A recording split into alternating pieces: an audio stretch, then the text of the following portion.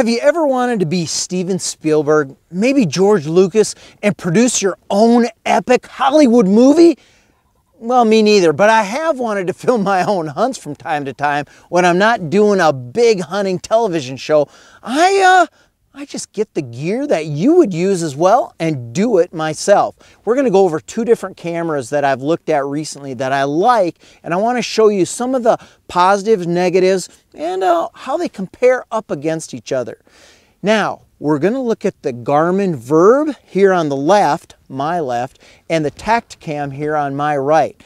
Both of them cost about the same. The Virb you can get right now for about $240. The Tactacam, a little bit more, right around $300. So fairly close, competitive in price. One of the things that they both have, one option they both have, is true HD 1080 ability to capture whatever's unfolding around them. And that's good because that HD high definition you can actually use on TV. I could use some of the footage I'm taking with these and put it right into a television show if I wanted to do that. And I might want to do that. The other thing both of them do is they both take still photographs. 12 megapixels, nice crisp images, so you don't have to carry extra camera gear if you're out in the field. You can just take your video camera, switch it over easily, one flick of the switch on the Tactacam, and the same, just a couple quick clicks on the Garmin, and you're right there taking trophy memory shots of the coyote you just shot, or maybe the sun setting, anything you want to do. Now, both cameras are fairly easy to use. The Tactacam has one button operation. I really like that when things are unfolding fast. I just press it, you can feel a vibration in the unit telling it's on, and you're filming. None of this double clicking or any of that. The Garmin Virb, just got to push the power on, and usually you have it powered up anyway.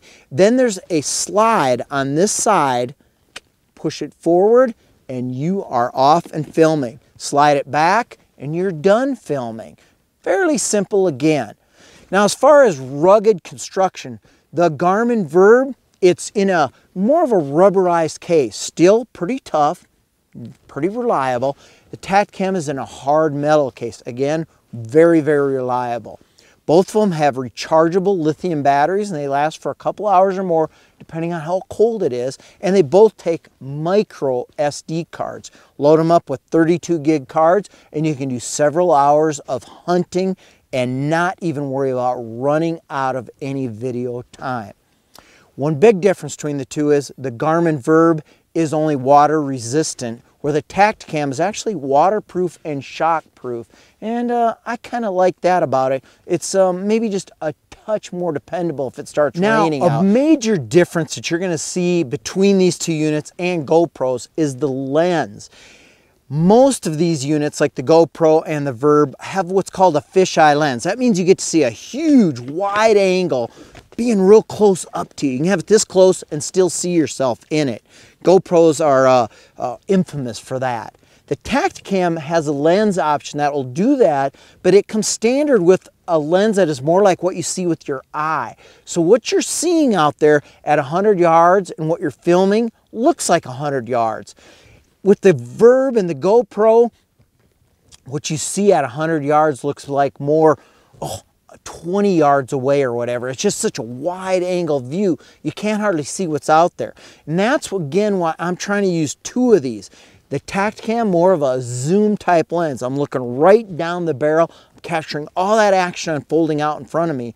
Where if I use that with the Virb, it'd be hard to show that way out there, even with its 3 settings for wide, medium, and tight on the camera itself. It just wouldn't be quite enough. But I do like the Virb because it is so wide angle. I can set it up close and capture me right there, all the action of all the calling I'm doing. Maybe I'm drawing my bow on a deer, whatever it is I'm doing in the field, hunting at that moment. Lastly, one big important difference between the two. If you want to review your footage out in the field with the Tactacam, you really can't. You've got to hook it up to your desktop or laptop computer. But with the Garmin, it comes with a screen that you can look at right out in the field. Now, I got to be honest, the sun is shining. It's not real easy to see that screen. You got to cover it up a little bit to see it. But it does give you a little bit of a hint of what you're filming and what you got right in the field. One last difference between these two units, Garmin, same folks that make GPS units, well, they have a GPS built right into their unit and Wi-Fi compatible. You can get stuff right onto Facebook, YouTube real quick and easy, like you can with the Tactacam, but this is Wi-Fi compatible. The GPS unit you can disable just so if you post a photo or something up, it doesn't tell other people where you're hunting at, and that's one thing I'm always worried about with smartphones and the likes. The GPS units involved in them, they can tell other people where you're at. And you can take your smartphone on the Virb and you can actually set it up so it can start the unit up remotely. So you can set it off to your side further. Maybe you want it over your decoy, watching your decoy if a coyote comes into it or a turkey or whatever, again, you're hunting. So these two units, I would give them both top ratings. They both had good battery life in the cold weather I've used them. The images are sharp. Tactacam, again, a little better for capturing that long range shot. The Virb, all around, it's a great camera. I think they're rugged enough and the price is right. Now, which one are you gonna choose? Because I think I'm gonna take them both on every hunt I go on.